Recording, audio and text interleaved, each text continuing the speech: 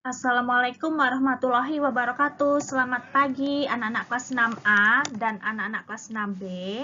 Bagaimana kabar kalian semua? Semoga selalu dalam keadaan sehat ya.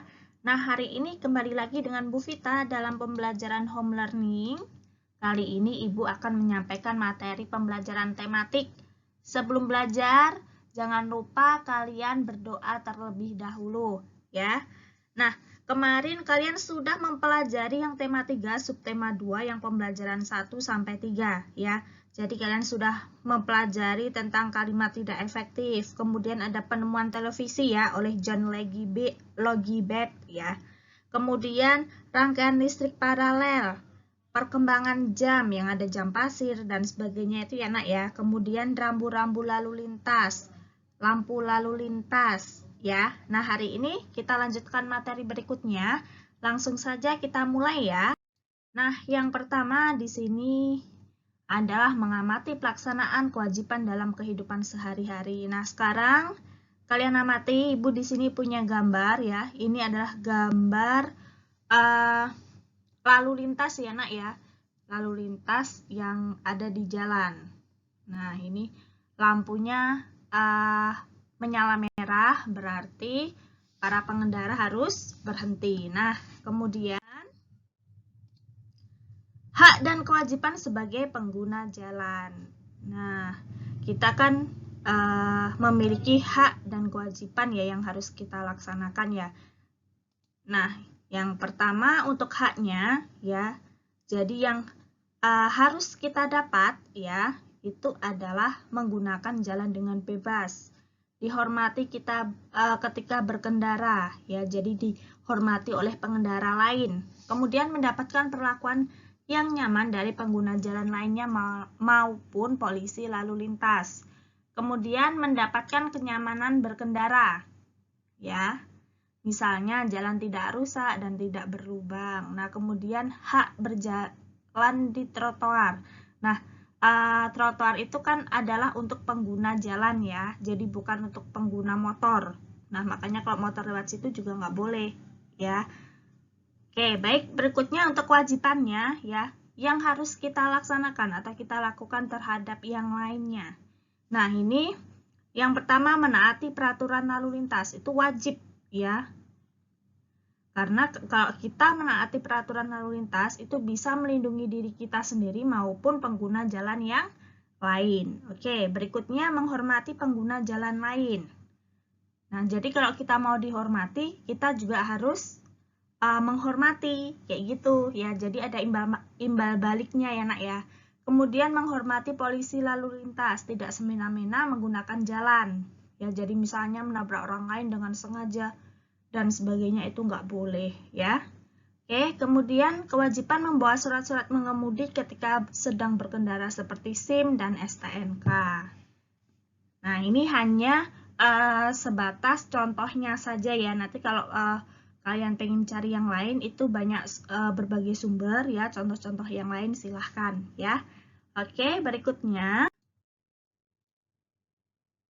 mengidentifikasi kalimat efektif dari teks ilmiah. Nah, dari paragraf yang pertama, penemuan televisi, ya, yang kemarin ya nak ya di pembelajaran 1 ya.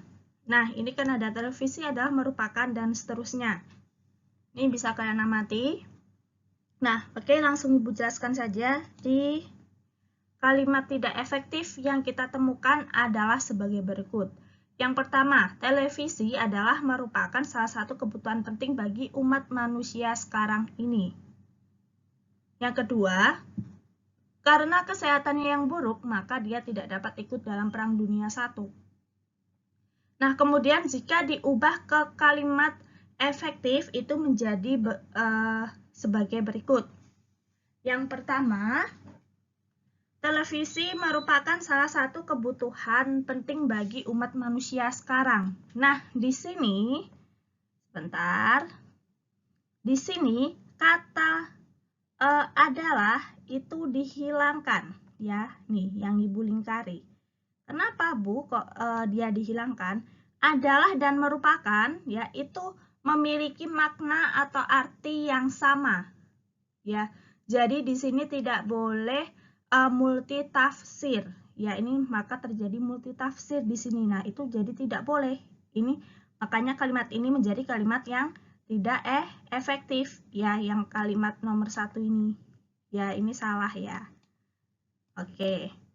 Nah, kemudian yang kedua, karena kesehatannya yang buruk, dia tidak dapat ikut dalam Perang Dunia I. Nah, di sini maka juga hilang. Nah, kenapa maka hilang? Ya, maka itu adalah kata hubung ya nak ya. Biasanya maka itu diawali oleh ya di sini kata jika. Jadi kalau ada jika itu biasanya belakangnya ada maka seperti itu. Jadi karena di sini sebab ya, karena itu kan sebab ya nak ya. Pernyataan sebab itu kalau ada maka kurang benar di sini. Kalau misalkan makanya ada di sini, ya jadi makanya ini dihilangkan. Seperti itu ya. Oke, berikutnya. Nah, penemu komputer. Nah, penemu komputer pertama kali itu adalah Charles Babbage ya. Merupakan salah seorang ilmuwan di dunia yang telah banyak memberikan karyanya pada kehidupan manusia, khususnya di bidang komputer. Nah, mesin hitung atau difference engine yang nomor 1 ya, number 1, yang ditemukan oleh Charles Babbage adalah salah satu ikon yang paling terkenal dalam sejarah perkembangan komputer dan merupakan kalkulator otomatis pertama. Jadi Babbage itu juga terkenal dengan julukan Bapak Komputer. Nah, the Charles Babbage Foundation ya, memakai namanya untuk menghargai kontribusinya terhadap dunia komputer. Nah, Charles Babbage itu lahir di daerah yang sekarang dikenal dengan South ya, ini South ya nak ya, Southwark, London pada tanggal 26 Desember 1971. Nah, tahun 1821 Babbage itu menciptakan difference engine ya, sebuah mesin yang dapat menyusun tabel matematika. Jadi dia itu sebenarnya ahli ya matematika ya atau matematikawan. Nah, karena dia ahli matematika maka dia gunakanlah awalnya untuk mesin hitung. Nah, setelah mesin hitung baru dia dikembangkan menjadi komputer seperti itu ya. Nah, tahun 1821 Babbage menciptakan difference engine ya, sebuah mesin yang dapat menyusun tabel matematika. Tahun 1828 sampai 1839 ia mendapat gelar The Lucasian Chair ya of Mathematics atau gelar Profesor Matematika yang paling bergengsi di dunia dari Universitas Cambridge ya. Babbage meninggal di rumahnya di London pada tanggal 18 Oktober 1871. Nah, seperti itu ya. Jadi dia itu awalnya adalah matematikawan yang kemudian dia kembangkan menjadi ya penemuan ini yaitu penemu komputer seperti itu. Nah, ini adalah gambarnya penemu komputer ya, Charles Babbage. Oke, baik, berikutnya. Di sini sekarang ada penemuan pensil. Tadi penemu komputer, sekarang penemuan pensil.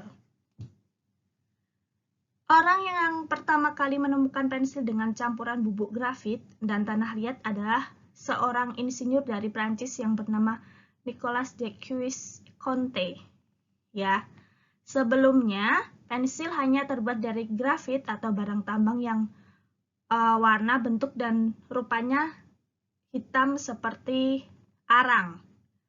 Pensil grafit ini gampang sekali patah. Insinyur Nicolas Jacques Conte itu membuat pensil dari campuran bubuk grafit ya nak ya, yang benar ya. Granit benar. Dengan tanah liat yang dilapisi kertas dan kayu. Ia juga membentuk campuran itu menjadi batangan dan membakarnya dalam perapian. Nah, hasilnya pensil menjadi nyaman dan mudah digunakan.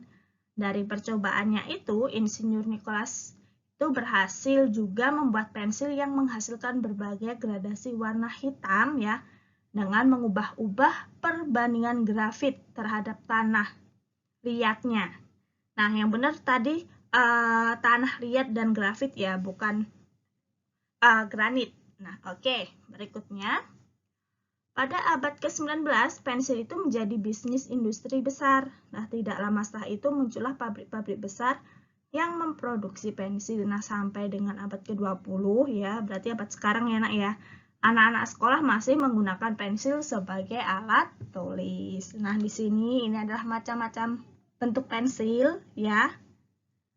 Kemudian penemunya ada ini, Nicolas Jacques Conte ya, dari Prancis. Oke, berikutnya. Sekarang contoh kewajiban anak di rumah. Nah, ibu ini memberikan contoh banyak banget ya. Jadi kewajiban apa sih yang harus kalian kerjakan di rumah? Ini hanya sebagian saja, sebenarnya banyak banget ya. Nanti kalau misalkan pengen cari referensi lain boleh ya, Nak ya. Yang pasti kita itu harus membantu orang tua, menghormati orang tua, menyayangi orang tua, adik, kakak ya. Kemudian mengerjakan PR kita, kalau misalkan kita ada tugas ya, itu harus dikerjakan di rumah kalau itu memang tugas rumah atau pekerjaan rumah ya. Kalau dikerjakan di sekolah kan jadi PS, jadi pekerjaan sekolah, ya enggak? Nah, kemudian merapikan kamar tidur kita sendiri ya, berbicara sopan kepada seluruh anggota keluarga ya, dan ada menjaga nama baik keluarga juga. Nah, kemudian mematuhi peraturan yang ada di rumah, itu juga kewajiban ya. Oke, nanti bisa dibaca sendiri ya, Nak ya, yang ini ya. Oke, berikutnya. Di sini kewajiban anak di sekolah. Nah, kalau di sekolah seperti apa? Nah, yang pasti kalau di rumah kita menghormati orang tua, ya, menyayangi orang tua dan adik juga. Kalau di sekolah kita wajib menghormati bapak, ibu, guru. Nah, kemudian menjaga nama baik sekolah. Kalau di rumah menjaga nama baik keluarga ya. Kemudian menjaga lingkungan sekolah agar tetap kondusif. Tetap kondusif itu aman, nyaman ya. Jadi tidak ada keributan, ya nggak bertengkar sama temennya ya. Seperti itu. Kemudian saling tolong-menolong dengan teman, guru maupun warga sekolah. Jadi kalau ada temannya maupun gurunya sedang membutuhkan bantuan, itu segera dibantu ya. Kemudian mengerjakan PR yang diberikan oleh guru. Nah, ini dikerjakannya di rumah, bukan di sekolah ya. Jadi wajib dikerjakan. Selain PR, tugas-tugas dari guru pun itu wajib dikerjakan oleh anak-anak ya.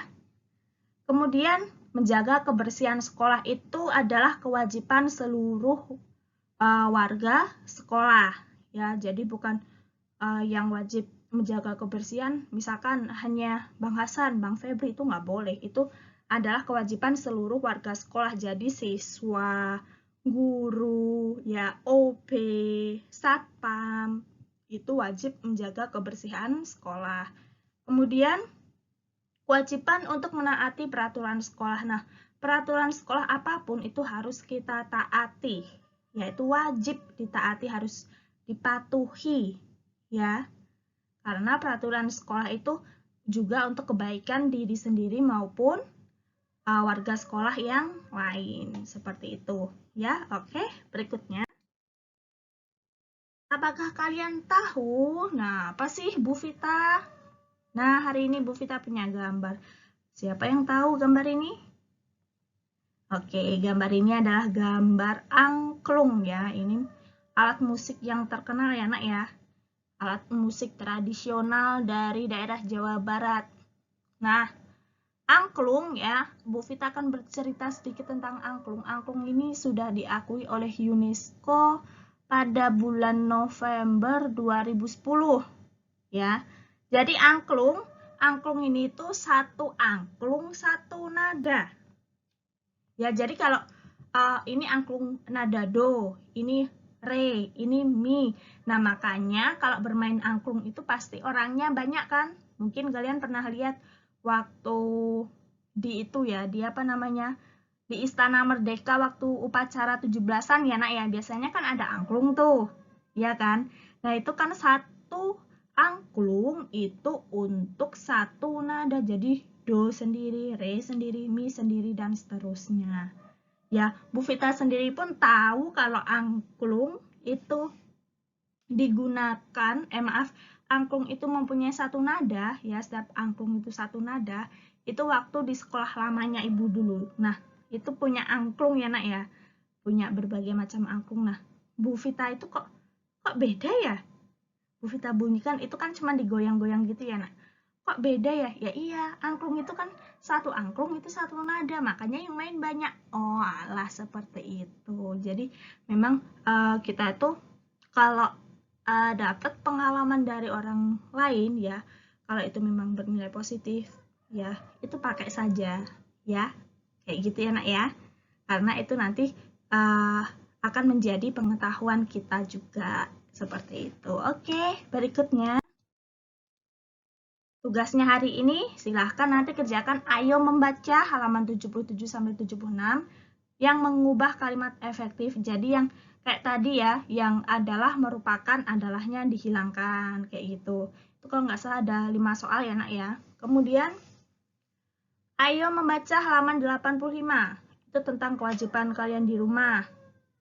Kemudian ayo membaca halaman 86 itu tentang kewajiban kalian di sekolah ya. Kemudian soal latihan akhir subtema 2 ya, halaman 88 sampai 89 itu yang Romawi A dan Romawi B.